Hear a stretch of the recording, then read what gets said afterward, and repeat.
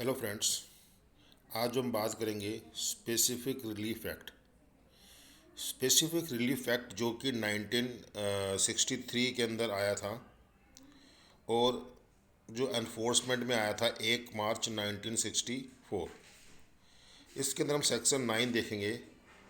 Section 9 जो है वो क्या बात करता है, वो बात करता है कि अगर मान लो आपने किसी के साथ कोई कॉन्ट्रैक्ट किया है और वो व्यक्ति उस कॉन्ट्रैक्ट को स्पेसिफिकली एनफोर्स करवाना चाहता है, तो जो डिफेंडेंट होता है जिसके अगेंस्ट रिलीफ मांगा गया है स्पेसिफिक परफॉर्मेंस ऑफ कॉन्ट्रैक्ट का, तो वो किस तरह से अपने आप को डिफेंड कर सकता है कि मेरे से जो रिलीफ मांगा गया वो गलत है, ये रिलीफ नहीं मिलना चाहिए, ये कॉन्ट्रैक्ट स्पेसिफिकली परफॉर्म्ड नहीं कराना चाहिए।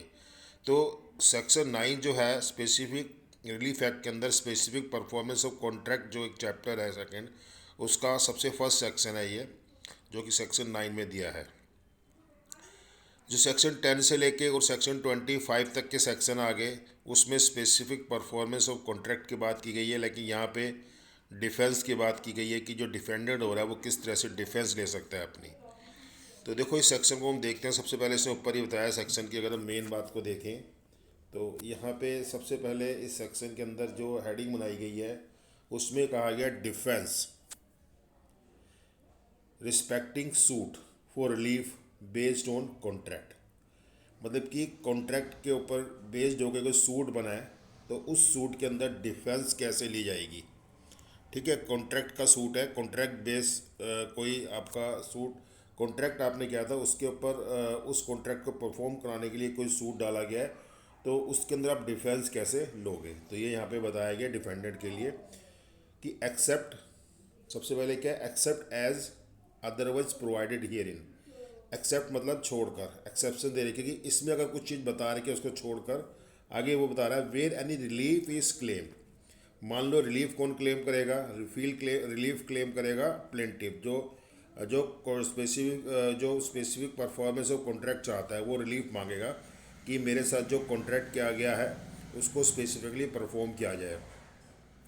Where any relief is claimed under this chapter.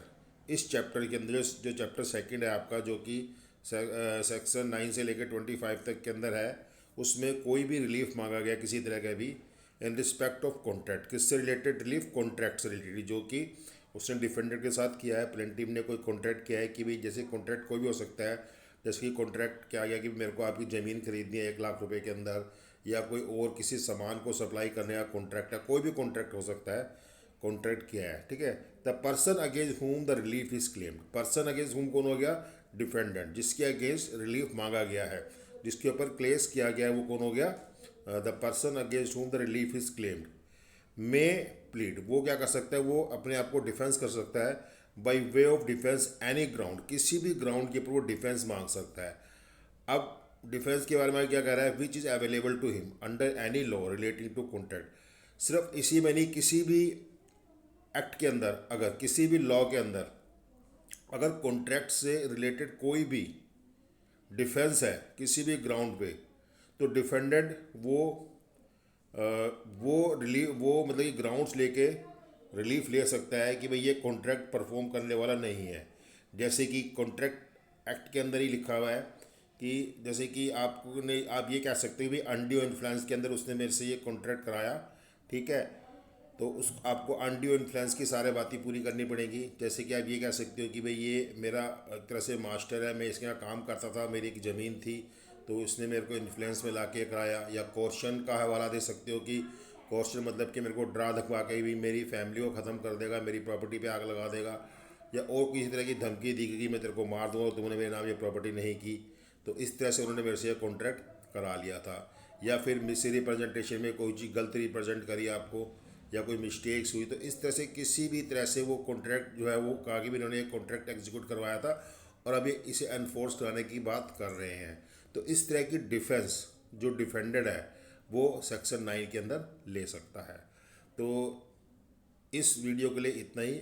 आगे हम सेक्शन 10 से 25 तक जो है उनको देखेंगे एक एक करके कि किस तरह से प्लेंटिव जो होता है वो स्पेसिफिक परफॉर्मेंस कॉन्ट्रैक्ट मांग सकता है।